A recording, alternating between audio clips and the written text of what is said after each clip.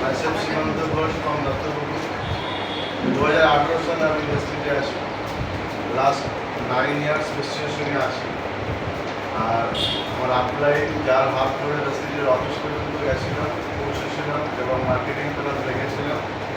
তিনি আর কেউ নয়, এখানে প্রেজেন্ট করছেন এমডি। আসলে এই মানুষটা যদি আমাকে খবর না দিত তাহলে হয়তো আমি যে লাইফে ছিলাম সে লাইফেই থাকি। আজকে আমি যেটা পেয়েছি এটা আমার কল্পনার অতীত।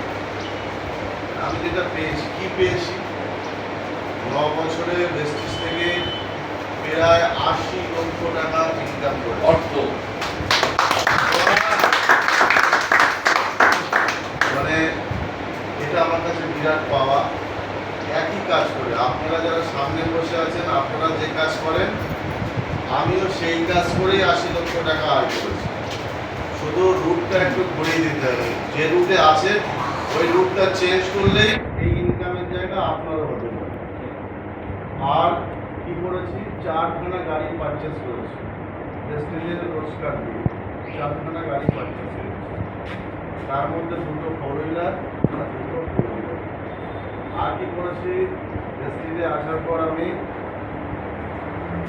2টো ফরেন ট্রিপ করেছি।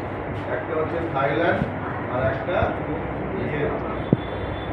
থাইল্যান্ডে যেতে গিয়ে প্রায় প্লেনের মধ্যে বসতে হয় 10 থেকে 12 ঘন্টা, আর ভিয়েতনামে আপ ডাউনে প্লেনের মধ্যে বসতে হয় 12-13 ঘন্টা। টোটালে যদি আমি যোগ করে দেখি 25 ঘন্টা প্লেনের মধ্যে ছিলাম।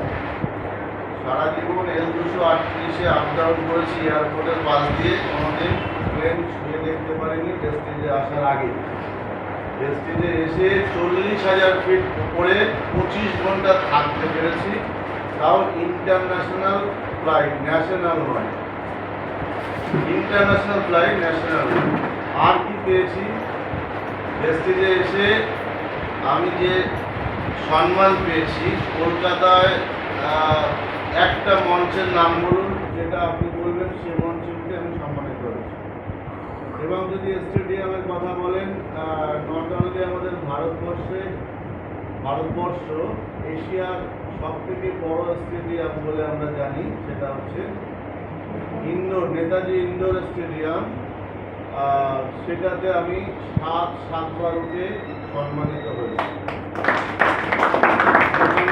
যেখানে আমরা জানি পূর্ববর্তী যারা বিভিন্ন ভালো পজিশনে আছে, যেমন শাহরুখ খান বলুন, প্রধানমন্ত্রী বলুন, মুখ্যমন্ত্রী বলুন, বিভিন্ন সেলিব্রিটিরা যে মঞ্চে উঠে তাদেরকে সম্মানিত করা হয় নেতাজি ইন্ডোর স্টেডিয়াম, সেখানে উঠে 14-15 হাজার মানুষের সামনে হাততালি পাওয়াটা 7বার, এটা প্রেস্টিজে এসে পেয়েছি। আর কি পেয়েছি, প্রায় 19,000 মানুষের সঙ্গে পরিচিত